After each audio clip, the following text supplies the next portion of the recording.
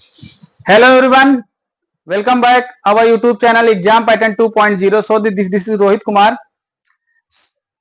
How are you? I hope you will find and healthy. So guys, today we'll discuss about current new chapter class 12th का new chapter current start करने वाले हैं. Okay? So please come to the online. सभी लोग आ जाएं class में और सभी लोग क्लास में आ जाएं. तो आज आपका न्यू चैप्टर स्टार्टिंग है. आज आपके लिए class very very most important है आज की. अगर बच्चों आप ले इंट्रोडक्शन क्लास में नहीं रहे, ये समझ लीजिए कि आप क्लास 10th के जो स्टूडेंट है, आप अपने लाइफ के साथ एक प्ले बैक में जा रहे हैं. समझ गए ना? एक कहने का मतलब एक लाइफ के साथ आप खिलवाड़ कर रहे हैं. तो कहने का मतलब आपको इंट्रोडक्शन वीडियो में जरूर आना चाहिए और इंट्रोडक्शन वीडियो को पूरा करना चाहिए. तो जो बच्चे काम धंधा में इधर उधर गुजर बसेरा कर रहे हैं, वो हमेशा ऐसे ही करेंगे, गुजर बसेरा ही करेंगे, कुछ नहीं करेंगे. समझ गए ना? क्लास को अटेंड नहीं करते हैं, मन मौजी हैं एकदम से. तो वो आपको अच्छे तरह समझ में आएगा, बिल्कुल समझ में आएगा, बिल्कुल 5-6 महीने के बाद आपको एकदम समझ में आ जाएगा. समझ गए? अगर अभी से नहीं लगे तो कभी नहीं लगे, ये भी जान लेना. तो पहली बात, अपनी रेगुलरिटी बनाइए क्लास में आने की. ठीक है? और बाकी जो ये सोच रहे हैं चलिए हम बाद में देख लेंगे, चलो हम बाद में देख लेंगे, हम चलो रिकॉर्डेड देख लेंगे, अभी हो जाएगा तब, वो कभी नहीं देखते हैं. कह कर रह जाते हैं लेकिन कभी देखते नहीं वीडियो को. तो जितने बच्चे हैं सभी लोग शेयर कर दीजिए और शेयर कर दीजिए. आज बहुत बेहतरीन सेशन के साथ हम लोग चलेंगे, करंट की बात करेंगे, एकदम जीरो टू बेसिक, एकदम जीरो टू बेसिक बात करेंगे. बच्चों जिनको नहीं कुछ भी आता वो भी समझेंगे इस वीडियो में. अगर आपने वीडियो जोरदार शेयर कर दिया तो बच्चों शेयर कीजिए, कम से कम 20 लोगों को, कम से कम 20 लोगों को शेयर कीजिए. बच्चों 20 लोगों को शेयर कीजिए कम से कम. व्हाट्सएप, इंस्टा, फेसबुक, आप जहां भी ऑनलाइन प्लेटफॉर्म यूज करते हैं, आप हर जगह वीडियो को शेयर कीजिए प्लीज. और हमारे जो नए व्यूवर्स हैं वो चैनल को सब्सक्राइब कर लें. जो हमारे नए व्यूवर्स हैं वो चैनल को सब्सक्राइब कर लें. जो भी क्लास को एंजॉय करते हैं, जो क्लास को देखते हैं, तो सब्सक्राइब करने से क्या जाता है, एक बार सब्सक्राइब भी कर लीजिए, उससे कुछ आपका लॉस नहीं होगा या कुछ आपका पैसा वैसा नहीं लगेगा. तो एक वीडियो को लाइक कर दिए सभी बच्चे वीडियो को लाइक कर दीजिए. तो हम लोग अपने क्लास के आगे मतलब मैटर पर चलते हैं क्लास के. तो बच्चों आज का जो सेशन है बहुत बहुत इंपॉर्टेंट होने वाला है. तो हम कितनी बार कह ले इस बात को, वो कम ही है. समझ गए? क्योंकि एकदम जीरो से, जिसको कुछ भी नहीं आता है ना, उसको भी समझ में आएगा, लेकिन वो 10th पास हो बस. समझ गए? 10th में उसने कुछ सीखा हो बस, तो आपको बहुत अच्छे से समझ में आएगा. और सब कुछ हम लोग डीपली बात करने वाले हैं आज की क्लास में. तो आज क्लास सबसे बहुत इंपॉर्टेंट है बच्चों. सभी को बुला लीजिए. समझ गए? सभी को बुला लीजिए और शेयर कर दीजिए प्लीज. जितने लोग हैं सभी लोग शेयर करें, सभी लोग शेयर कर दीजिए जितने भी लोग हैं क्लास में. और अपने स्टेटस पे लगा लो भैया, कुछ ही देर के लिए व्हाट्सएप स्टेटस पे लगा लो. क्योंकि स्टेटस ऐसा चीज है यार, बीमारी है कि सभी लोग वाच जरूर करते हैं. स्टेटस देखे ना देखे, मैसेज ना देखे, लेकिन स्टेटस जरूर देखते हैं. तो सभी लोग वीडियो को आप लोग स्टेटस पे लगाएं. लगा लो भैया, हम यहीं पे हैं, अभी स्टार्ट नहीं किए हैं क्लास को. आप लोग स्टेटस लगा लिए, वीडियो को शेयर करके एक शेयर कीजिए, तुरंत लग जाएगा. और फिर उसे 2-4 घंटे में आप चाहे जब हटा दीजिएगा, उससे क्या फर्क पड़ता है. या तो फिर 24 घंटे वो अपने आप से रिमूव हो जाता है, ठीक है? तो चले बच्चों करंट की बात करें. तो बच्चों जैसे कि मैंने करंट देखा था, बच्चों जैसे कोई कंडक्टर है, तो आप जानते हो कंडक्टर, कुछ ऐसे कंडक्टर्स हैं जिसमें करंट फ्लो करता है. समझ गए ना?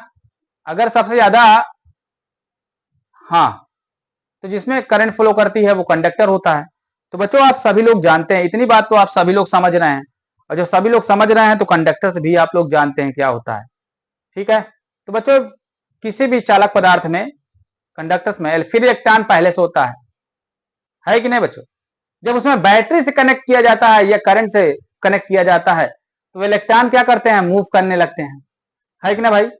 यही पढ़ रखा है ना? ठीक है? हाँ.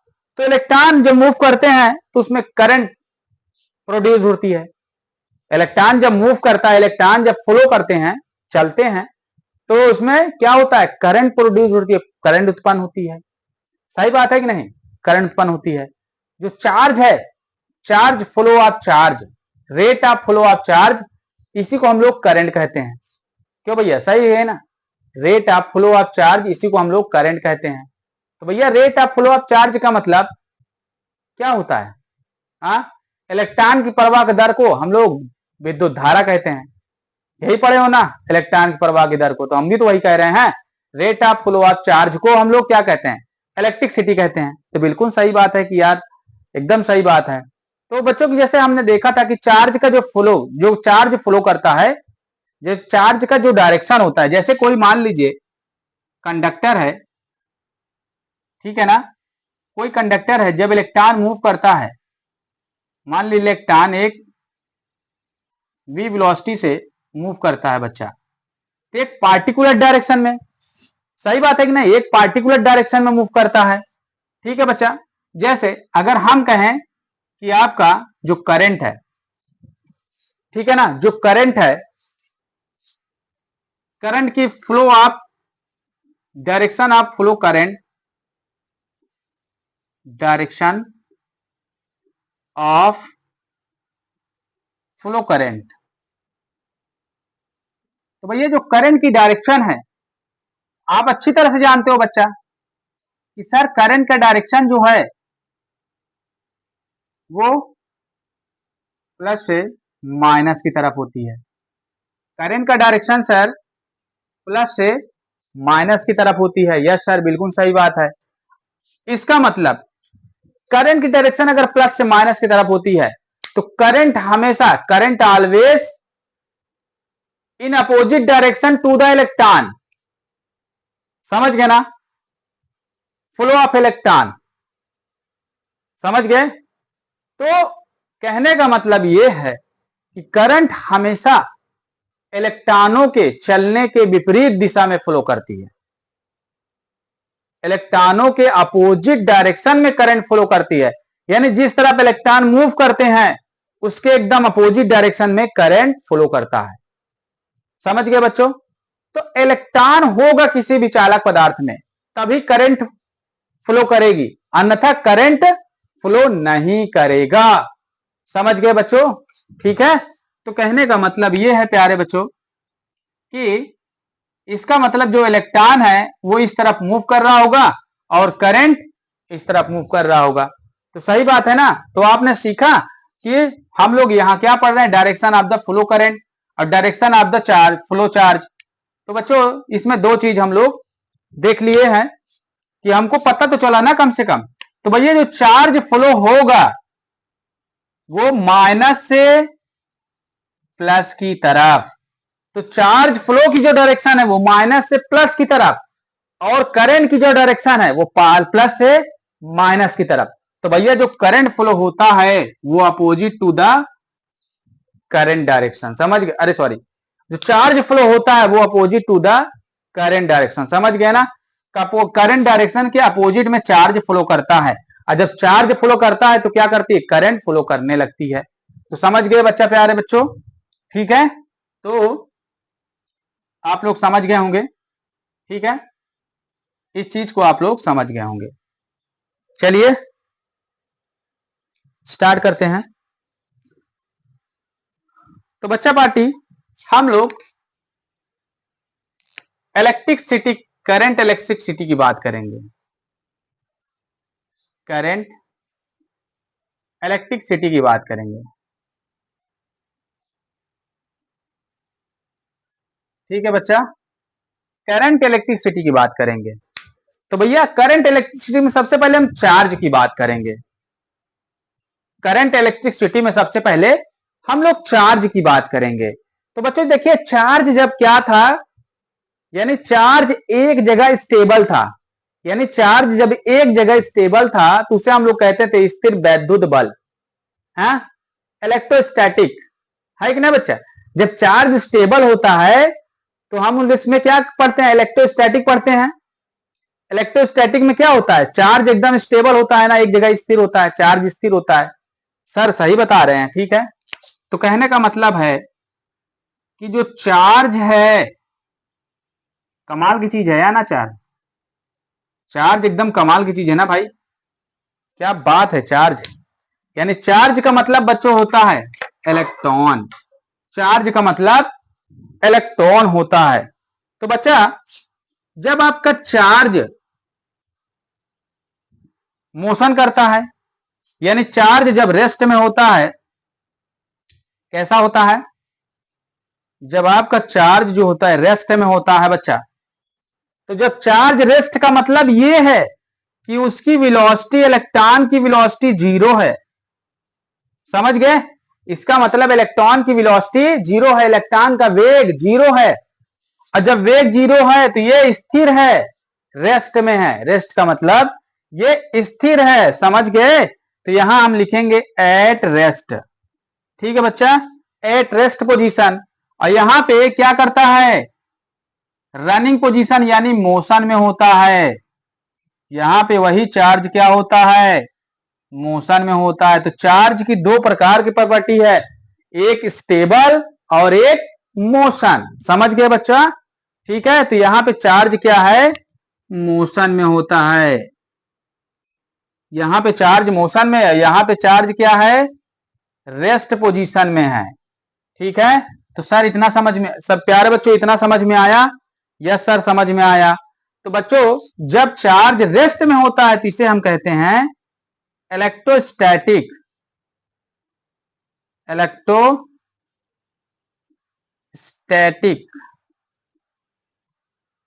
स्टैटिक्स। समझ गया ना? इसे हम कहते हैं इलेक्ट्रोस्टैटिक्स। ओके, समझ गया ना बच्चा? अरे बताओ यार, समझ गए कि नहीं समझ गए? हाँ। और यहां पे मोशन दो प्रकार से, यानी मोशन में दो प्रकार से होता है। कैसे? मोशन भी इसमें दो प्रकार से होता है। एक क्या होता है? चार्ज। एक जो होता है वो होता है कांस्टेंट वेलोसिटी से, यानी जो चार्ज है आपका, ये चार्ज, चार्ज यहां लिखने की जरूरत नहीं है, यहां सिर्फ लिखिए कांस्टेंट वेलोसिटी से। कांस्टेंट वेलोसिटी से। समझ गए? ये चार्ज जो है कांस्टेंट वेलोसिटी से मूव करता है। अरे मोशन है तो मोशन का मतलब मूव करेगा ही करेगा, यानी कि वो चलेगा कि नहीं चलेगा। अगर मोशन मतलब गति कर रहा है या गतिमान है, तो यहां पे मूव करेगा ये कांस्टेंट वेलोसिटी से। एक बच्चा वेरिएबल वेलोसिटी से। वेरिएबल वेलोसिटी से। हाँ, अब सर इसका क्या मतलब है वेरिएबल वेलोसिटी का? अरे बताएंगे बताएंगे, बिल्कुल बताएंगे वेरिएबल वेलोसिटी का क्या मतलब है। सर वेरिएबल वेलोसिटी का क्या मतलब है, यहां वाला इसका क्या मतलब है? यस सर, दोनों का मतलब क्या है बच्चा? दोनों का मतलब वही है, लेकिन आप समझ नहीं पा रहे हैं। दोनों का मतलब, अरे सॉरी गलत हो गया यार, दोनों का मतलब अलग अलग है। तो जरा देखिए, कांस्टेंट वेलोसिटी का मतलब है, जैसे मैं कह दिया कि ये कोई इलेक्ट्रॉन्स है, ये कोई इलेक्ट्रॉन्स है, अगर इसको 3 मीटर पर सेकेंड से 3 मीटर पर सेकेंड से मूव कर रहा है, कोई इलेक्ट्रॉन 3 मीटर पर सेकेंड से मूव कर रहा है, तो बच्चों चला जा रहा है, चला जा रहा है, 3 मीटर पर सेकेंड से चला जा रहा है, चला जा रहा है, मतलब इसकी वेलोसिटी कहीं बदल नहीं रही है, यानी इलेक्ट्रॉन का वेग नहीं बदल रहा है, इसी वेग से, इसी चार्ज से चला जा रहा है। समझ गए? मतलब इसकी वेलोसिटी चेंज नहीं हो रहा है, इसका मतलब हम कह देंगे कि भैया ये कांस्टेंट वेलोसिटी से चल रहा है, चार्ज फ्लो कर रहा है कांस्टेंट वेलोसिटी से। ठीक है, एक कांस्टेंट वेलोसिटी से। जैसे मान लीजिए कि आपकी जो लाइट है, या आप किसी को ऐसे देख रहे हैं, आपकी पलक नहीं झपक रही है, अच्छा, इसका मतलब आप उसे कॉन्स्टेंटली देख रहे हैं। अब आप चले जा रहे हैं, उतना ही फाल बढ़ाइए जितना आप हर एक फाल बढ़ाते हैं, फर्स्ट जितना बढ़ाओ उतना सेकंड, अब बढ़ाते चले, उतना ही बढ़ाओ, ज्यादा कम ना करो। तो इसका मतलब आप एक कांस्टेंट स्पीड से चले जा रहे हैं। समझ गए? वेरिएबल वेलोसिटी का मतलब ये है, वेरिएबल वेलोसिटी का मतलब ये है बच्चा कि वेरिएबल वेलोसिटी को हम लोग कहेंगे जिनकी वेलोसिटी बदलती रहती है। समझ गए ना? जिनकी वेलोसिटी बदलती रहती है।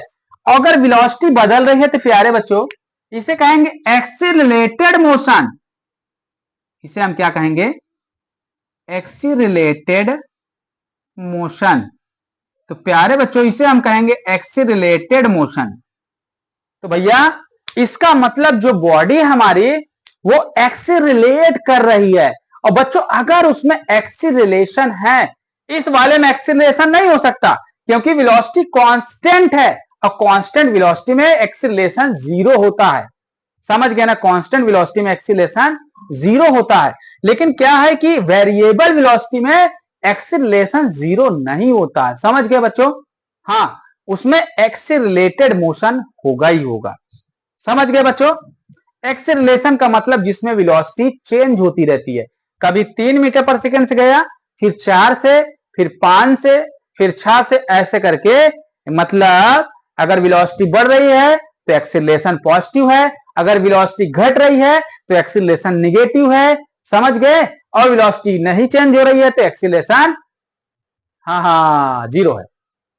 समझ गए? क्या आप लोग समझ गए हो बच्चा? हाँ, समझ रहे हो?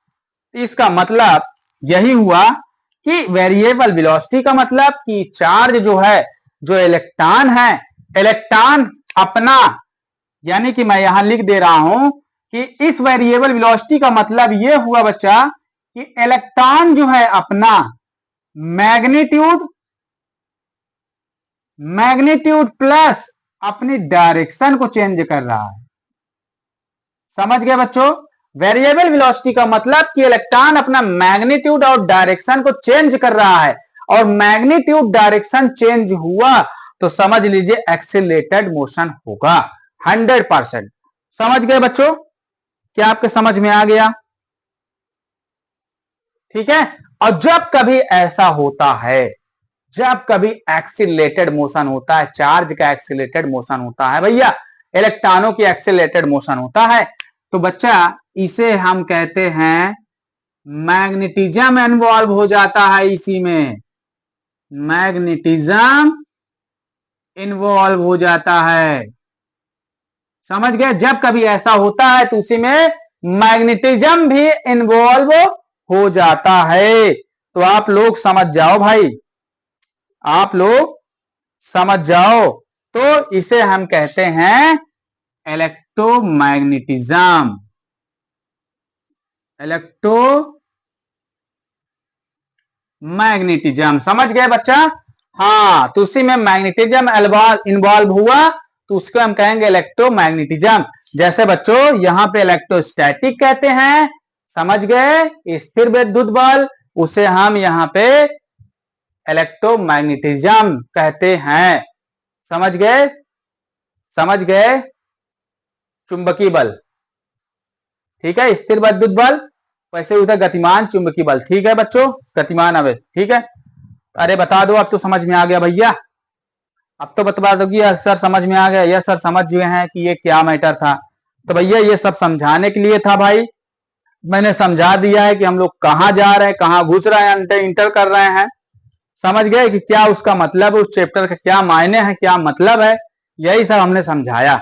तो बच्चों हम आज यहाँ बात करने वाले हैं, हम करंट की बात करने वाले हैं, करंट की बात, और जिसमें चार्ज फ्लो करेगा। तो याद रखना, नहीं बहुत मार खाओगे। ठीक है, जिसमें हम चार्ज फ्लो करेगा तो हम उसकी बात करने जा रहे हैं कि चार्ज फ्लो करेगा तो इलेक्ट्रिसिटी क्या होगी, प्रोड्यूस्ड होगी। हाँ, तो भैया फाइनली ये हमारा मस्त तरीके से समझ में आ गया। I hope you will understand. Okay, और प्लीज ट्राई टू अंडरस्टैंड। ठीक है, आपकी भी रिस्पॉन्सिबिलिटी है कि आप लोग भी समझने की कोशिश करें। और जो बच्चे बार बार क्लास छोड़ के जा रहे हैं ना, पछताओगे बेटा, बहुत पछताओगे, थोड़ा था नहीं। और जो यहाँ मजाक लगाए रखे हैं ना, 15-16 का ग्रुप बना के घुसे हैं, समझ गए ना, जो ग्रुप में सिर्फ चेहरा दिखाने के लिए, जिनका कभी दर्शन भी नहीं हुआ, ऐसे ऐसे लोग हैं। हाँ, ऐसे ऐसे लोग हैं। क्लास में क्या जवाब दोगे भैया? क्या जवाब देंगे आप? है आपके पास कोई जवाब? या तो एक बहाना ढूंढ के रखना। क्लास में क्या जवाब दोगे? क्या कोई बहाना है? ढूंढ के रखना, एक बहाना तैयार कर लेना पहले से, हो सकता है कोई प्रॉब्लम ना हो बहाना ढूंढने में। तो पहले से तैयार कर लेना कि क्या जवाब देंगे। हम जानते नहीं थे क्लास कब चलता है, या कहोगे डाटा नहीं था, या कहोगे मोबाइल नहीं मिलता था। हैं? क्या हम जानते नहीं तुम कहाँ कहाँ रहते हो? सब पता है, क्लास में आते हो कि नहीं आते। ठीक है बच्चा, अब हम लोग बात कर लें, किसकी बात कर लें? अब लोग करंट इलेक्ट्रिसिटी की बात कर लें बच्चा, बताओ। इलेक्ट्रिक करंट की बात कर लें बच्चा। चलो इलेक्ट्रिक करंट की अब बात करेंगे। तो सभी लोग क्लास में रहें भाई, कहीं जाए ना छोड़ के, और क्लास को बहुत ज्यादा स्टेटस लगा लो भैया। जो लोग अभी देख रहे हैं क्लास को स्टेटस लगा लीजिए प्लीज। सभी लोग से रिक्वेस्ट है कि आप लोग स्टेटस लगा लीजिए, सभी लोग एक बार लगा लीजिए स्टेटस क्लास को, ठीक है, कि ज्यादा से ज्यादा लोग अट्रैक्ट हो। देखिए बच्चा, नॉलेज सबके पास है, पढ़ा तो सभी लोग रहे हैं, लेकिन ये है कि क्लास को थोड़ा सा अट्रैक्टिव बनाइए, और अट्रैक्टिव बनाने में थोड़ा सा हमारा भी हेल्प करें। तो क्लास जब अट्रैक्टिव लगती है तभी लोग वहां पे टिकते हैं, कहने का मतलब समझ गए बच्चों? बिल्कुल। तो यहाँ पे आपको हर एक चीज एकदम बेसिक, जिनको कुछ भी नहीं आता है वो यहाँ पे सीख सकता है। समझ गए बच्चों? बिल्कुल। तो इधर उधर जाने से अच्छा है आप लोग अपना स्टेबिलिटी बना लीजिए, कहीं एक जगह स्टेबल हो जाइए और मन लगा के पढ़ाई करो भाई, ठीक है। अपने जीवन के साथ खिलवाड़ मत करो, don't be play our life, okay. तो चलो बच्चा, तो आते हैं इलेक्ट्रिक करंट पे। इलेक्ट्रिक करंट, तो बच्चों आप लोग सभी लोग जानते होंगे विद्युत धारा किसे कहते हैं, सभी लोग जानते होंगे ना इलेक्ट्रिक करंट क्या होती है, व्हाट इज इलेक्ट्रिक करंट। तो आप लोग सभी लोग जानते ही हैं, समझ गए ना, ठीक है। तो आप लोग सभी लोग जानते ही हैं कि electric current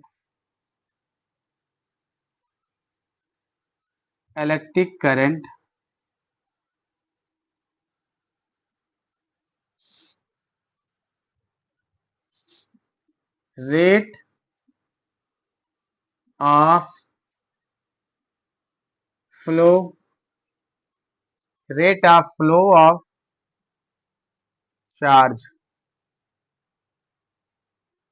electric current rate of flow of charge. तो भैया आप लोग यही तो कहते हो कि वेग परिवर्तन के, अरे आवेश परिवर्तन की दर को विद्युत धारा कहते हैं, यही तो कहते हो ना। तो वही चीज लिखा है, आवेश परिवर्तन की दर को विद्युत धारा कहते हैं, यही चीज लिखा है, ठीक है। Electric current rate of flow of charge, ठीक है। तो rate of flow of charge को हम लोग क्या कहते हैं? इलेक्ट्रिक करंट कहते हैं बच्चे। तो आप लोग अपने बुक से लिख सकते हो, ये तो हमने केवल समझाने के लिए लिया था। तो बच्चा rate of flow of charge का मतलब क्या है? Rate of flow of charge का मतलब क्या है? मतलब रेट ऑफ फ्लो ऑफ का चार्ज का मतलब ये है कि पर यूनिट टाइम में कितने चार्ज फ्लो हो रहे हैं। Rate of flow of charge का मतलब ये हम कहा कि पर यूनिट टाइम में कितने चार्ज फ्लो कर रहे हैं। तो जब पर यूनिट टाइम में जितना चार्ज फ्लो कर रहा है वही क्या है? इलेक्ट्रिसिटी है। समझ गए ना? वही क्या है? इलेक्ट्रिक करंट है। तो बच्चों हम लोगों यही तो पढ़ते हैं, हम लोग यही तो सीखे हैं कि I is equal Q upon T, और टी क्या है? एक यूनिट टाइम है बच्चों, यूनिट टाइम है। और पर यूनिट टाइम में जितना चार्ज फ्लो करता है उसे हम लोग क्या कहते हैं? करंट कहते हैं। यस सर, बिल्कुल सही बात है। पर यूनिट चार्ज में, यदि हम कह सकते हैं कि एकांक समय में प्रवाहित आवेश को विद्युत धारा कहते हैं। अरे लिख लो बच्चों, नहीं समझ में आ रहा है? मैं बोल तो दिया, ठीक है, समझ में आ गया मैं क्या कह रहा हूं। तो पर यूनिट टाइम में जितने चार्ज फ्लो कर रहे हैं उसे हम लोग क्या कहते हैं? इलेक्ट्रिक करंट कहते हैं। तो आप लोग को समझ में आया होगा कि मेरा कहने का मतलब क्या था, या तो आप ये भी लिख सकते हैं। तो rate of flow of charge का मतलब ही वही है, पर यूनिट टाइम में flow of electron, per unit time flow of charge. समझ गए ना? पर यूनिट टाइम में जितना फ्लो ऑफ चार्ज करेगा उसी को कहेंगे rate of flow of charge. तो बच्चों सभी को समझ में आया कि नहीं आया? तो हम लिखेंगे I इज इक्वल, यानी electric current is equal, electric current is equal, I is equal, यहां लिखेंगे फ्लो ऑफ चार्ज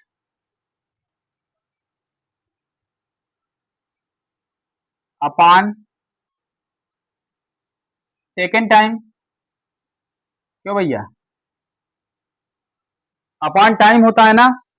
बताओ, अगर हम जैसे अगर एवरेज करंट निकालना चाहें, करंट का एवरेज निकालना चाहें, यानी औसत विद्युत धारा या औसत धारा, समझ गए? तो हम लोग लिखेंगे आई एवरेज। ठीक है बच्चा, आई एवरेज इक्वल लिखते हैं डेल्टा क्यू अपान डेल्टा टी। ये लिखते हैं डेल्टा क्यू अपान डेल्टा टी।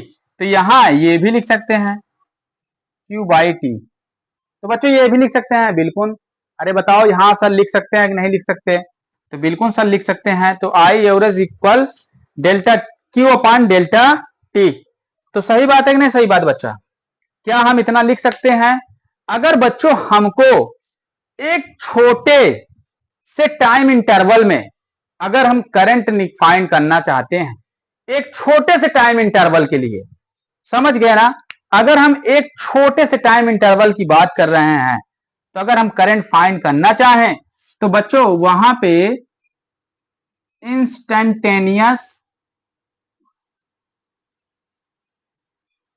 ठीक है, instantaneous I is equal d Q by D T लिखते हैं।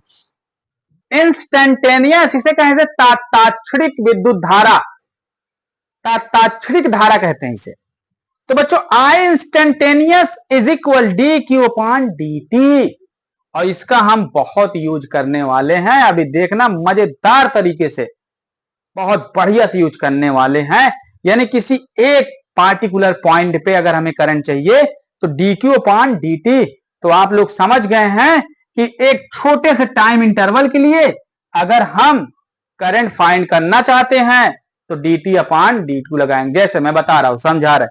जैसे हम मान लीजिए हमने ऐसे यूं ऐसे बल्ब को देखा, यूं ऐसे बल्ब को देखा, ऐसे करके, ऐसे तुरंत देखा, अब ऐसे देख करके फिर हटा लिया, देख करके हटा लिया। अब इतने समय में, इतना छोटा समय, ऐसे देखा हटा लिया, ऐसे देखा हटा लिया, इतने छोटे समय में कितना चार्ज फ्लो कर रहा है, इसे फाइंड करने के लिए हम इस फार्मूले का यूज करते हैं।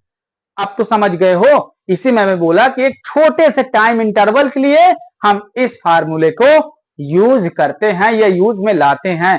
तो क्या समझ गए हो बच्चों? इंस्टेंटेनियस करंट समझ गए बच्चा? क्या आप सभी लोग को समझ में आ गया? यस सर समझ में आ गया। तो बच्चा सभी लोग बता दीजिए कि सर समझ में आ गया है अब। अच्छा, अब ऐसा यूनिट की बात कर ले बच्चा, अब यूनिट की बात कर लें। तो अगर यूनिट की बात करें प्यारे बच्चों, इसका हो जाता है कूलाम और इसका हो जाता है सेकंड। तो प्यारे बच्चों इसका कूलाम और इसका सेकंड, तो हो जाएगा कूलाम पर सेकंड। क्या हो जाएगा बच्चा? कूलाम पर सेकंड। और इसी को प्यारे बच्चों कहते हैं एम्पियर। समझ गए? इसी को क्या कहते हैं? एम्पियर कहते हैं। और एम्पियर साहब तो अपना बहुत रोचक तथ्य देख गए हैं, समझ गए? बहुत ही अच्छा। तो एम्पियर एक ऐसे ही वैज्ञानिक का नाम है, साइंटिस्ट का, एम्पियर जी। ठीक है बच्चा? तो सभी लोग समझ रहे हैं ना कि इसे हम लोग क्या कहते हैं? एम्पियर। तो एम्पियर बच्चों एक, कहने का मतलब फंडामेंटल क्वांटिटीज हैं। एम्पियर जो था एक फंडामेंटल क्वांटिटीज है, ये सब फंडामेंटल क्वांटिटीज नहीं है, समझ गए ना। यहां सेकेंड भी फंडामेंटल क्वांटिटीज है, लेकिन कूलाम कोई फंडामेंटल क्वांटिटीज नहीं है, कूलाम एक डिराइव क्वांटिटीज है, समझ गए ना। और ये फंडामेंटल ड्राइव ये सब मैंने क्लास में पढ़ा रखा है, समझ गए ना। तो आप लोग को कोई प्रॉब्लम्स नहीं होना चाहिए। तो बच्चों यहाँ पे एम्पियर जो होता है एक फंडामेंटल क्वांटिटी जो 7th टाइप की थी, समझ गए ना।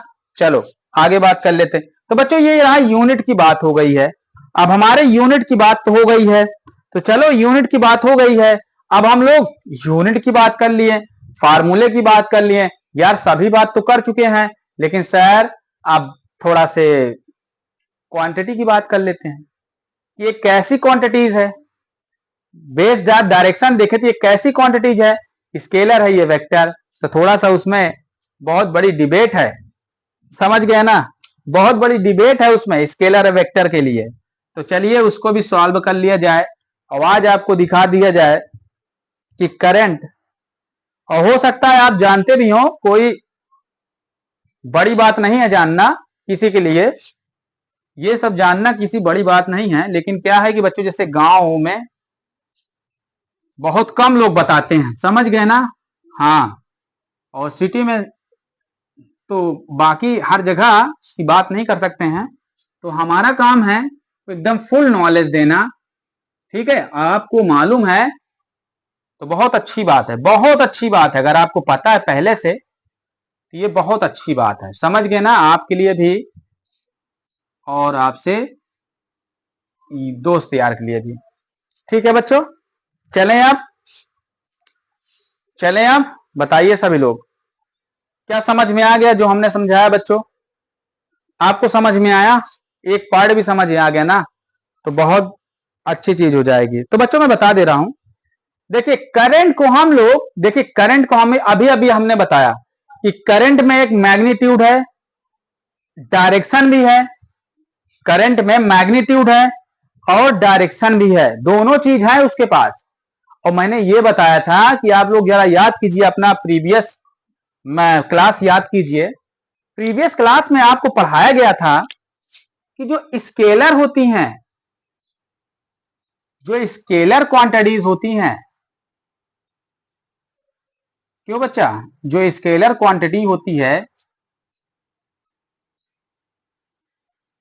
और जो वेक्टर क्वांटिटीज होती हैं,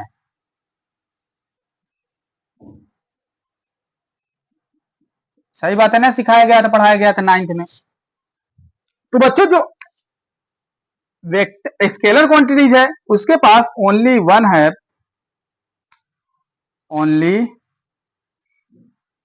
हैव मैग्नीट्यूड, मैग्नीट्यूड एंड इसके पास बच्चों देयर हैव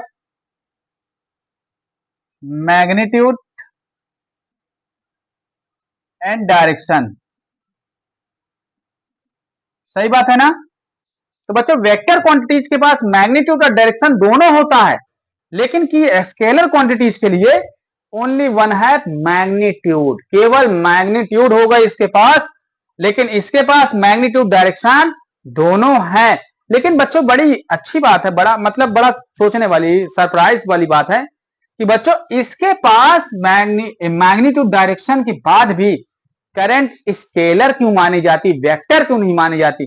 तो बच्चे जानते हो ये वेक्टर एडिशन को नहीं फॉलो करती है, बस यही मार खा गई कि बच्चा जरूरी नहीं है किसी के पास अगर मैग्नीट्यूड डायरेक्शन है तो वो वेक्टर क्वांटिटीज कही जाएगी, आपको 9th में ऐसे ही पढ़ाया गया था, समझ गए ना। इसमें परिणाम और दिशा होता है उसे वेक्टर कहते हैं।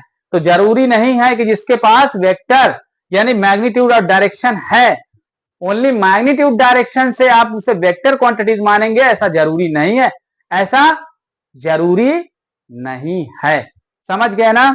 तो कहने का मतलब ऐसा जरूरी नहीं है उसके पास।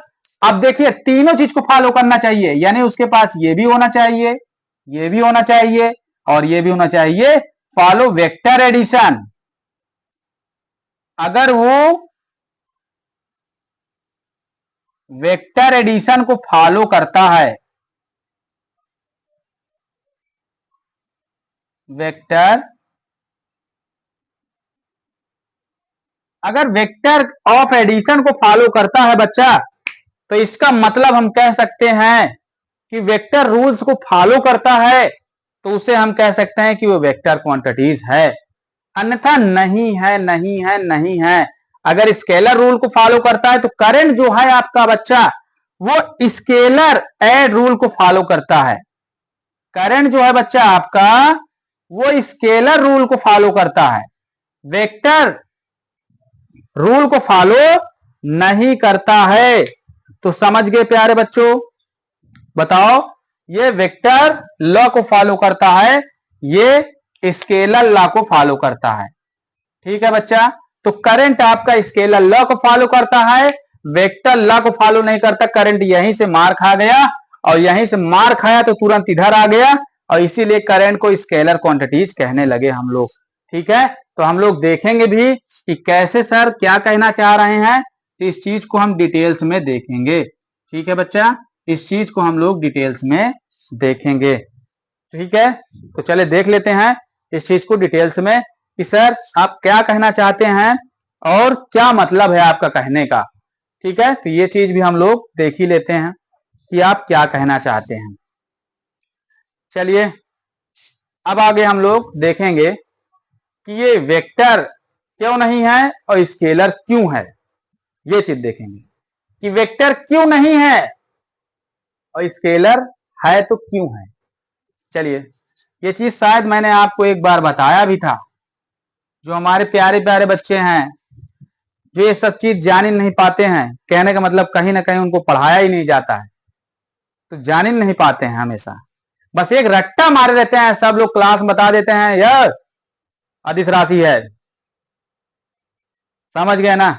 लेकिन कभी बच्चे सवाल नहीं करते हैं कि सर उसके पास मैग्नीट्यूड डायरेक्शन है तो अदिश क्यों है। ठीक है? चलो, ठीक है, चलो बताते हैं। देखिए बच्चों, जैसे कि देखिए जो करंट है, करंट वेक्टर लॉ को फॉलो क्यों नहीं कर रहा है, वेक्टर लॉ ऑफ एडिशन को क्यों नहीं फॉलो कर रहा है, तो जरा देखना। जैसे मान लीजिए यहां पे 3 एम्पियर का करंट इधर से गया और 2 एम्पियर का करंट यहां से गया। ठीक है? 3 एम्पियर इधर, 2 एम्पियर। अगर मैं इसका नेट करंट देखा जाए, इसका नेट करंट देखा जाए तो 2 एम्पियर 3 एम्पियर मिला के कितना हो गया, 5 एम्पियर।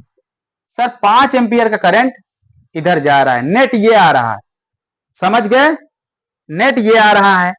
लेकिन वेक्टर एडिशन लॉ ये कहता है कि अगर दो वेक्टर कहीं पे मिलते हैं, मान लीजिए इधर 3 न्यूटन का फोर्स और इधर 4 न्यूटन का फोर्स। ठीक है बच्चा? और यहां पे एंगल बना रहा है 60 डिग्री, मान लीजिए 60 डिग्री एंगल बना है। ठीक है? अगर इसका नेट निकाला जाए तो वेक्टर ये कहता है कि जब हम इस तरह लगे दो फोर्स का वेक्टर एडिशन द्वारा निकालते हैं, वेक्टर लॉ द्वारा हम लोग इसका कंक्लूजन निकालते हैं, तो कहने का मतलब जो नेट फोर्स हमें मिलेगा बच्चा, जो नेट फोर्स मिलेगा उसको हम इस तरीके से यानी वेक्टर लॉ के तरीके से उसको हम फाइंड करते हैं। तो हम इसको नेट फोर्स लिखेंगे बच्चा, ऐसे करेंगे कि 3 का स्क्वायर प्लस 4 का स्क्वायर, यहां 2 लिख लो, 2 का square plus 3 into 2 cos 60 degree, ऐसे करके। और अगर हम इसे ऐसे फाइंड करेंगे तो 100% कभी भी ये आंसर तो नहीं आएगा, 5 एम्पियर तो कभी भी नहीं आएगा। सही बात है ना कि 5 एम्पियर तो कभी नहीं आ सकता। अब बता दो यार सर समझ में आ गया। चलो एक और ले लेते हैं। देखिए जैसे मान लीजिए इधर 3 एम्पियर, यस सर, इधर कितना हो गया 2 एम्पियर, यस सर। अब यहां इनके बीच में एंगल बन रहा है। तो बच्चों जो वेक्टर एडिशन लॉ मेथड होता है उसमें एंगल मायने रखता है, एंगल मैटर करता है कि कितने एंगल पे हैं। अगर 2 लोग हैं तो कितने एंगल पे हैं। तो बच्चा जो वेक्टर एडिशन लॉ है वो एंगल मैटर करता है उसमें, समझ गए ना। लेकिन अगर ऐसे जुड़ रहा है तो बच्चा अगर 3 2 करके जोड़ के 5 निकाल दे रहे हो ना मेरे भाई, 3 2 करके अगर 5 निकाल दे रहे हो ना भैया, तो ये वेक्टर लॉ कभी है ही नहीं है, ये एक स्केलर लॉ है, ये एक स्केलर लॉ है, वेक्टर लॉ नहीं है। इसलिए देखिए जरा यहां पे, अगर मैं इसको 4 एम्पियर कह दिया जाए और इसको यहां पे 5 एम्पियर कह दिया जाए और कह दिया जाए इसका टोटल यानी नेट करंट कितना होगा, अगर कह दिया जाए कि इसका नेट करंट कितना होगा तो नेट करंट आप बताएंगे कि सर 4 5 कितना हो गया, 9, कितना बताओगे भैया, 4 5 9 एम्पियर इसमें नेट करंट है, समझ गए। लेकिन वेक्टर एडिशन लॉ से आप देखेंगे तो ये नेट करंट जो है ये 5 आएगा, अगर देखेंगे तो ये 5 एम्पियर आएगा। लेकिन बताओ 9 और यहां कहां 5, तो नहीं मिल रहा है, नहीं मिल रहा है, नहीं मिल रहा है। समझ गए बच्चा, समझ गए हो, हाँ समझ गए हो कि नहीं समझो, अरे यहाँ 5 एम्पियर नहीं है, सॉरी यहाँ 3 एम्पियर है, ठीक है, समझ गए कि नहीं समझो। अरे वही वाला लगा है हिसाब, यहाँ वाला जरा देखिए, यहां से 3 का स्क्वायर प्लस 4 का square plus 3 into 4 into cos 90 degree है ना, तो बच्चा जरा देखा, 3 का स्क्वायर 9, 4 का स्क्वायर 25, अरे 4 का स्क्वायर 16, जोड़ेंगे ऐड करेंगे 25, 25 का स्क्वायर रूट 5, तो 5 है कॉस, ये तो 90 जीरो हो गया ना, ये सब तो जीरो हो गए, तो 5 आया कि नहीं 5 आया, तो ये तो 5 आ रहा है वेक्टर एडिशन से अगर देखें तो इनका जो नेट आ रहा है वो 5 आ रहा है। लेकिन हम करंट का एडिशन देखें तो स्केलर को फॉलो कर रहा है, 9 बना दे रहा है तुरंत करके। चलो और एग्जाम्पल देख लेते हैं, यस सर देख लीजिए। देखो बच्चों, जैसे मान लीजिए कोई ब्लॉक रखा है, कुछ भी वस्तु, कोई वस्तु रखी है, अब देखिए यहां 5 न्यूटन का मैं फोर्स लगा रहा हूं, इसके जस्ट अपोजिट डायरेक्शन में कितना फोर्स लग रहा है बच्चा, यहां भी 5 न्यूटन का फोर्स लग रहा है। अगर हम इसका नेट फोर्स कर निकालें, नेट फोर्स फाइंड करें, तो नेट फोर्स हमको 0 मिलेगा, क्योंकि इसके एक डायरेक्शन में 5 न्यूटन का बल इधर से लग रहा है, 5 न्यूटन का फोर्स इधर, उधर से जस्ट इसके अपोजिट साइड से 5 न्यूटन का फोर्स उधर से अप्लाई हो रहा है, तो दोनों 5 5 न्यूटन, तो मतलब जो नेट फोर्स होगा ना इधर जाएगा ना उधर, नेट फोर्स क्या होगा, 0 हो जाएगा। लेकिन करंट ऐसा बात नहीं करता है, करंट कहता है ना भैया ना, 0 कभी नहीं होंगे, ठीक है, करंट ऐसी बात नहीं करती है, सर 5 एम्पियर और सर 5 एम्पियर, 5 एम्पियर इधर से आ रही, 5 एम्पियर इधर से, अगर मैं इसका नेट निकालूं, ये वाला नेट, अगर सर इसका नेट निकाला जाए तो 5 5 कितना हो जाएगा, 10 एम्पियर हो जाएगा, समझ गए। यहां नेट 0 आ रहा है, यहां नेट कितना आ रहा है, 10 एम्पियर, तो बच्चा ये वेक्टर लॉ को फॉलो कर रहा है, अगर 0 आ रहा है तो वेक्टर लॉ को फॉलो कर रहा है, और अगर यहां 10 एम्पियर आ रहा है तो ये वेक्टर लॉ को फॉलो नहीं कर रहा है। अब तो कह दो समझ गए सर जी, ये वेक्टर लॉ को फॉलो नहीं कर रहा है, इसलिए ये क्या है, अगर वेक्टर लॉ को फॉलो नहीं कर रहा है तो जाहिर सी बात है 100% एब्सोल्युटली ये स्केलर क्वांटिटीज है। तो समझ में आ गया होगा। अब आप कहो चाहे ना कहो, हमारा काम है समझाना, समझो चाहे ना समझो, ठीक है, हमारा काम था भाई समझाना, समझा दिया, हमारा काम है समझाना, हमने समझा दिया। तो बच्चा लिख लेना यहां पे, करंट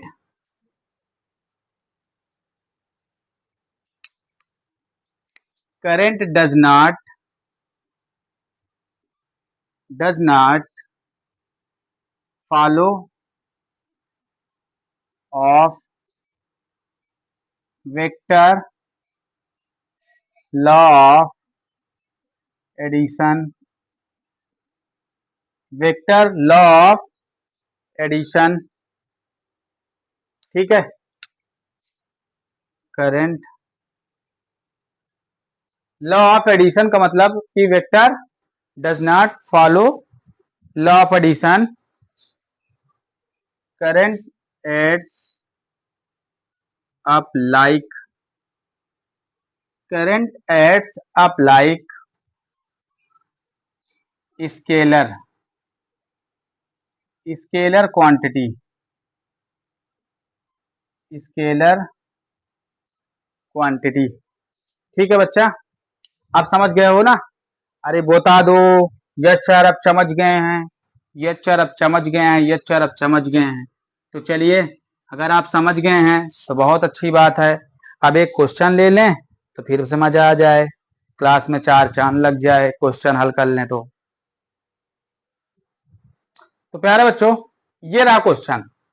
क्वेश्चन आपका ये है, मैंने एक क्वेश्चन लिया है, क्वेश्चन का आपको कैसे सॉल्व करना है तो देख लीजिए क्वेश्चन कैसे सॉल्व करेंगे। तो बच्चों जैसे कि दिया है, Q इज इक्वल दिया है इतना कूलम, Q इज इक्वल दिया है इतना t square plus 4t plus 5, Q is equal दिया है, फाइंड करना है instantaneous at t is equal 5 second पे। हमें धारा फाइंड करना है, विद्युत धारा, यानी कि विद्युत धारा इलेक्ट्रिक करंट निकालना है 5 सेकेंड पर हमें क्या होगा, यानी 5 सेकेंड पे। इंस्टेंटेनियस बच्चों जब भी पूछेगा आपसे, जब भी आपसे पूछेगा तो इसी फॉर्म में पूछेगा, याद रखना, याद रखना बच्चों मेरी बात, कि अगर इस तरह दिया है तो इसका मुझे इंस्टेंटेनियस करंट निकालना है, ये ध्यान देना बच्चा। ठीक है, इसी फॉर्म में पूछेगा जब भी पूछेगा। और T is equal particular time interval जरूर दिया होगा, कितने सेकंड के लिए टाइम इंटरवल जरूर देगा। ठीक है, और इसमें एवरेज करंट निकालना है, समझ गए ना? एवरेज करंट निकालना है कहां से कहां तक, 0 से 2 सेकंड तक। ठीक है, तो पहले इसको सॉल्व कर लिया जाए। तो हम लोग अभी apply the formula, I instantaneous is equal क्या पढ़ा है हमने अभी अभी sir, D q upon d T पढ़ा है अभी अभी। हाँ, D q upon d T. तो सर क्यू इज इक्वल इतना दिया है तो क्यू की जगह रख दो बच्चा, Q square plus 4t plus 5 upon d T. तो बच्चा इसका क्या करेंगे, डिफरेंशिएशन करेंगे। और डिफरेंशिएशन हमको आपको अच्छी तरह से बताया गया था कि डिफरेंशिएशन क्या होता है। फिर से मैं एक बार बता दे रहा हूं, देखिए ये 2 है, 2 आके यहां मल्टीपल होगा और घात में यानी पावर में एक कम हो जाती है, हमेशा पावर में एक कम, पावर आके इधर मल्टीपल, पावर में एक कम। ठीक है, तो जैसे मैं बच्चा इसका अगर डिफरेंशिएशन करूंगा तो ये हो जाएगा 2t प्लस पावर एक कम हो गई, दो में से एक गया तो एक है बचा, तो एक ऊपर लिखेंगे नहीं, 4t का 4 हो जाएगा और 5 तो 0 हो चुका, 5 गयो काम से, 5 गया भाई। ठीक है, क्योंकि कांस्टेंट का डिफरेंशिएशन और इंटीग्रेशन नहीं होता है, तो इसके लिए कांस्टेंट है।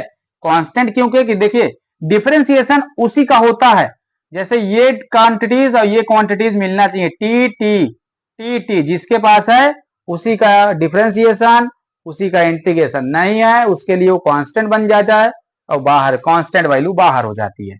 तो बच्चे जैसे कि इतना आ गया, आई इंस्टेंटेनियस कितना आ गया इतना। अब ये पूछा था at T is equal 5 second, तो बच्चा टी इज इक्वल 5 सेकेंड पे कितना होगा ये बताना है। तो आई इंस्टेंटेनियस होगा टी इज इक्वल कितना होगा बच्चा 5, तो 5 यहां पुटअप करो, 5 तो पुट कर दिया बच्चों, 2 5 जा 10 और 10 plus 4 is equal 40 ampere, 14 ampere, 40 नहीं 14 एम्पियर। तो बच्चों आई इज इक्वल क्या है 14 एम्पियर। तो मुझे लगता है आप सबको समझ में आ गया होगा कि 14 एम्पियर ये हमारा आंसर आ चुका है। तो आप सभी लोग बताएं भैया समझ में आ गया, बताओ बच्चों समझ में आ गया कि नहीं आ गया, सभी लोग बताएं भैया। समझ में आ गया ना, 5 दूना 10 4 14 तो होगा, सही तो है। फिर उसके बाद हमसे क्या पूछा है बच्चा, उसके बाद हमसे क्या पूछा है, कह रहा है एवरेज भी बताना है भैया। चलो एवरेज भी बताना है तो एवरेज भी निकाल दे रहे हैं। तो जरा देखिए आई एवरेज निकालेंगे, एवरेज का मतलब Q2 अपान Q1 अपान T2 अपान T1, T2 माइनस T1। तो बच्चा पहले आप Q2 कहां से फाइंड करेंगे, पहले आप यहां से फाइंड कर लीजिए Q2। Q2 का मतलब जब 2 सेकंड इसमें रखेंगे तो यहां है ना Q, जब 2 सेकंड रखेंगे तो इसका मतलब Q2 आ जाएगा, और जब 0 सेकंड मतलब T1 समय है, ये T2 समय है। समझ गए ना? तो इसका मतलब Q2 में यहां 2 सेकंड इसमें रखो, यहां लिख देना T इज इक्वल 2 सेकंड पे। तो यहां क्या है, T square plus 4t plus 5। तो इसी में रखो बच्चा, T इज इक्वल 2 रखो बच्चा। तो यहां रखेंगे तो 2 का स्क्वायर 4 हो जाएगा, और 2 का 4 में मल्टीपल कराओ, तो मैं यहां लिख दे रहा हूं प्लस 5। तो जरा देखो, 2 दूना 4, 4 और 4 5 9, 9 9 8 17, यहां 17 कूलाम हो गया। अब यहां पे दिख रहा है कि नहीं दिख रहा है यार? अब यहां पे Q2 निकाल लीजिए, Q1। तो Q1 निकालेंगे कितने पे, T इज इक्वल 0 पे। तो जहां जहां T है वहां 0 पुटअप कर दो, ये सब 0 हो जाएंगे, ये सब 0, केवल 5 बचेगा। तो लिख दो 5 कूलाम। सर Q1 और Q2 निकल आए, और T1 T2 कहां है? तो ये है, ये तुम्हारा T1 है, अरे सॉरी ये T2 है, और ये T1 है। तो यहां पे जरा देखें, तो Q2 कितना आया बच्चा? सर 17 आया। Q1 कितना आया? सर 5 आया। ये कितना आया? Sir 2 minus 0। ये कितना आ गया बच्चा? 12.2, इसको 6 एम्पियर। तो बच्चा ये आया आई एवरेज, कितना आया? 6 एम्पियर। तो मुझे लगता है कि ये समझ में आया होगा आपको, मुझे लगता है कि ये क्वेश्चन आपको 100% समझ में आया होगा। ठीक है, please try to understand. Okay, तो सभी लोग क्लास में रहें और क्लास छोड़ के भागे नहीं बच्चा, ठीक है? क्योंकि ये इंट्रोडक्शन वीडियो है करंट का, और अभी नहीं सीखा तो कभी नहीं सीखा, ये बात जान लेना। अभी नहीं सीखा तो कभी नहीं सीखा, जान लेना ये बात, ठीक है? चलो अब नेक्स्ट क्वेश्चन ले लें। तो प्यारे बच्चों, ये रहा आपका सेकंड क्वेश्चन। सेकंड क्वेश्चन क्या कह रहा है, आई इंस्टेंटेनियस इज इक्वल, दिया है ये आपका धारा दिया है, मतलब विद्युत धारा दिया है, टी स्क्वायर प्लस 1 कूलाम है, अरे सॉरी एम्पियर है। कह रहा find the Q flow of the charge. तो भैया हमें क्यू चार्ज चाहिए, find Q flow flown through a cross section between 0 से 3 सेकंड में। तो कह रहा है 0 से 3 सेकंड के अंदर कितना चार्ज फ्लो कर रहा है। Also find number of electron that flow in this time. कह रहा है इस समय कितने चार्ज फ्लो कर रहे हैं, कितने चार्ज, यही पूछ रहा है आपसे कि इस समय इस टाइम इंटरवल के बीच, इस टाइम इंटरवल के बीच, जैसे मैं बोल रहा हूं कि यहां से मान लो कंडक्टर है कि 0 से 3 सेकंड के बीच कितना चार्ज फ्लो कर रहा है। समझ गए ना? यही आपसे पूछ रहा है कि कितना चार्ज फ्लो कर रहा है, और साथ में यह भी पूछ रहा है कितने इलेक्ट्रॉन फ्लो कर रहे हैं, साथ में दोनों चीज पूछ रहा है। तो आओ समझते हैं, ये हमारा क्रॉस सेक्शन एरिया है, इस क्रॉस सेक्शन एरिया में कितने चार्ज फ्लो कर रहे हैं इस क्रॉस सेक्शन एरिया से होके। तो बच्चा जैसे कि हम लोग जानते हैं कि आई इंस्टेंटेनियस इज इक्वल, हमने पढ़ा है कि sir D q upon d T. Yes sir, बिल्कुल पढ़ा है। अच्छा बच्चों ये बताओ कि 0 से 3 सेकेंड के टाइम इंटरवल में कितना चार्ज फ्लो कर रहा है। इस बात को अगर देखना है तो आप इसका इंटीग्रेशन कर दीजिए। तो बच्चों ये हो जाएगा D Q by I D T. देखो डी क्यू यहां है, डी टी को इधर भेज दो तो आई डी टी हो जाएगा। तो बच्चा दोनों तरफ इंटीग्रेशन करा दीजिए। यस सर, कहां से कहां तक? 0 से 3 सेकंड। तो 0 से 3 सेकंड, इसका इंटीग्रेशन करा लो भैया, पहले इसका इंटीग्रेशन करा दो। देखो बच्चों ये सब बताया गया है, डी क्यू का इंटीग्रेट करेंगे तो क्यू हो जाएगा। यस सर, बिल्कुल हो जाएगा। आई क्या है? आई कांस्टेंट वैल्यू है मेरे भैया, आई कांस्टेंट वैल्यू है अभी, अभी आई कांस्टेंट वैल्यू है, लेकिन आई इज इक्वल यहां दिया गया है टी स्क्वायर प्लस 1। तो प्यारे बच्चों यहां रखो T square plus 1। Yes sir, इतना हो जाएगा बिल्कुल, 0 से 3। Yes sir. Q is equal, इसका इंटीग्रेशन करो तो इंटीग्रेशन में देखिए अगर x का कर रहे हैं तो एक्स स्क्वायर प्लस 2 हो जाएगा, यानी इसकी पावर में एक जुड़ता है, जितना जुड़ा, जितना जुड़ने पे जितना आया उसी को अपान में कर देते हैं बस। अब जैसे एक्स स्क्वायर का इंटीग्रेशन कर रहे हैं तो ये होगा एक्स क्यूब अपान 3, जितना ऊपर उतना नीचे। अरे तो क्या जान गए होंगे अब तो, ठीक है। टी स्क्वायर करेंगे तो टी क्यूब अपान 3 हो जाएगा। यस सर, हो जाएगा। अगर 1 का करेंगे तो सर टी हो जाएगा, 1 का करेंगे तो और क्या होगा, ठीक है। अब इंटीग्रेशन तो हट गया भैया, तो सर लिमिट लगा दीजिए इसकी, 0 से 3 तक लिमिट लगा दिए सर, इसकी लिमिट भी लगा दिए। अब क्या करेंगे, हाँ तो मैंने बताया था कि किसी संख्या का, यदि किसी संख्या का आप कोई नंबर्स है, अगर नंबर्स का कभी भी डिफरेंशिएशन करते हैं तो कहने का मतलब अगर dx है तो x आ जाएगा, dq है तो d आ जाएगा, और अगर t dt है तो t आ जाएगा। सिंपल सी बात है। अगर यहाँ पे देख लिया जाए तो क्या मैं x पावर 0 का पावर 1 लिख सकता हूं? अरे बोलो ना, यस सर लिख सकते हैं। तो इसमें जब भैया एक ऐड करोगे और इतना ही जितना यहाँ है उतना नीचे लिखोगे तो कहने का मतलब इसका कुछ कल्याण नहीं होगा। 0 में 1 जोड़ दोगे तो एक ही आ जाएगा ना भैया, और एक का कोई मतलब, तो एक्स आ गया कि नहीं आ गया। तो उसी तरह यहाँ पे तो जरा देखिए, अब इधर डी लिख रहे हैं, अब इधर लिख लें तो बच्चों Q इज इक्वल, एक बार अपर लिमिट इसमें पुट करो और माइनस लोअर लिमिट।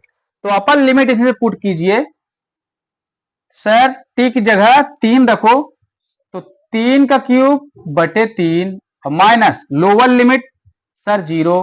फिर से अपर लिमिट टी में पुट करो ना एक बार, फिर से सर 3 माइनस 0 पुट करो 3 में सर 0।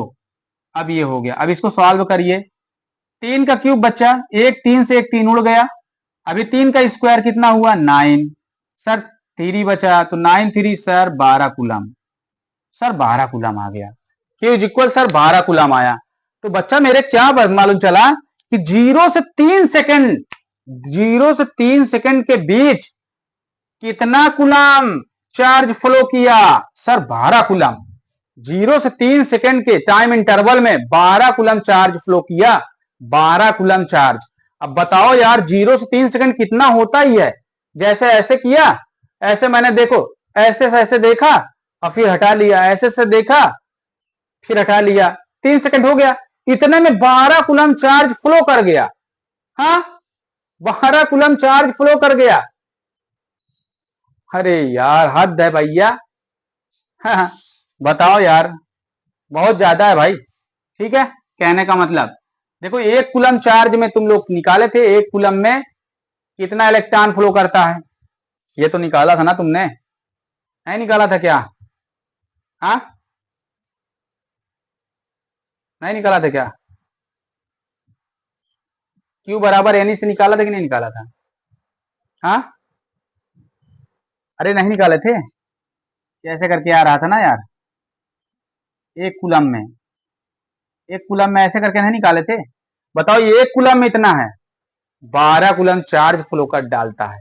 इतना स्पीड है यार, इतना स्पीड है। इसीलिए मैं कह रहा हूं कि 1 सेकंड में ये कितनी बार ये जलती, कितनी बार बुझती है, आपको पता ही नहीं चलता, क्योंकि आपकी आंखों का जो स्पीड है, देखने की स्पीड इतना ज्यादा है ही नहीं है। अब प्यारे बच्चों हमसे इलेक्ट्रॉनों की संख्या पूछा है, तो प्यारे बच्चों हमने पढ़ा था Q इज इक्वल एन ही पढ़ा था। हाँ क्वांटाइजेशन में पढ़ा नहीं था, इलेक्ट्रॉन क्वांटाइजेशन में पढ़ा था ना, Q is equal plus minus e होता है, प्लस माइनस एन ही होता है। तो बच्चों जैसे इसमें पढ़ा था तो एन इज इक्वल के Q इज इक्वल कितना आया सर 12 कूलम। एन तो हमें फाइंड करना है, ई का वैल्यू कितना होता है बच्चा 1.6 10⁻19 होता है। इसको सबको इधर भेज दे, डिवाइड में चला जाएगा, इसको हटा दो, यहाँ एक जीरो बढ़ जाएगा, सर इसको काट भी लो भैया, तो बच्चा इसको काट लो, 8 दूना 16 और 15 अट्ठे 120 होता है। तो इधर जब आएगा तो 15/2 और इंटू, अरे यार इधर आएगा बटे में फिर ऊपर चला जाएगा, 19 हो जाएगा इतना कूलाम। तो ये कितना आ गया 7.5। तो बच्चा देख लो, इतने इलेक्ट्रॉन, इतने इलेक्ट्रॉन ज्यादा नहीं है आपको लगता? आपको लगता नहीं इतना ज्यादा है?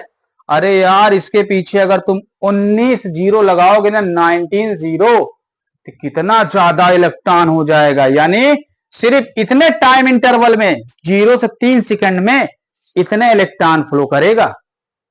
बहुत ज्यादा है ना भाई? ज्यादा तो है ही है यार, तुम लोग सोचते नहीं हो कि सर जी ज्यादा है। हम क्या कहना चाहते हैं कि सर जी क्या कह रहे हैं हम कुछ समझ ही नहीं रहे हैं, हैं? कि हम तुम्हें क्या कह रहे हैं, समझ रहे हो तो बहुत अच्छी बात है, और ना समझो तो तुम्हार काम भैया, ना समझो हमका क्या करेगा। हैं?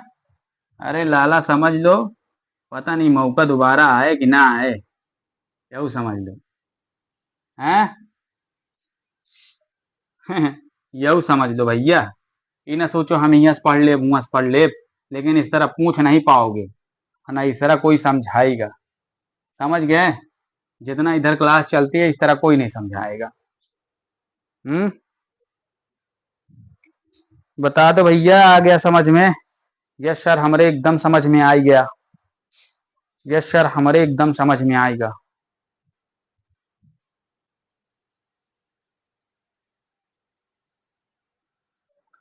चलो बच्चा अब इसको देख ली, बस ये लास्ट क्वेश्चन है, ठीक है? सभी लोग वीडियो को स्टेटस लगा लो भैया। अरे अब तो कह रहे हैं अब तो लगा लो, क्लास में बने रहो भाई, लगा लो स्टेटस, ठीक है? इन हाइड्रोजन एटम, देखिए एक हाइड्रोजन एटम है, इलेक्ट्रॉन उसमें मूव कर रहा है। हाइड्रोजन एटम कैसा है? ये ऐसा है, ऐसा एक हाइड्रोजन एटम है, ठीक है बच्चा? अब हाइड्रोजन एटम है, इलेक्ट्रॉन ऐसे मूव कर रहा है, तो इलेक्ट्रॉन ऐसे मूव कर रहा है, ऐसे गोला गोला चक्कर लगा रहा है एक ऑर्बिट में। ऑर्बिट का जो रेडियस है बच्चा, इसका जो रेडियस है वो कितना है? 4 इंटू 10⁻11, ठीक है इसका रेडियस है।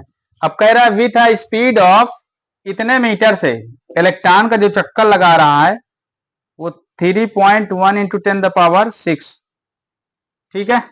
इतने मीटर पर सेकंड से चक्कर लगा रहा है, करके कैलकुलेट द इक्विवेलेंट करंट।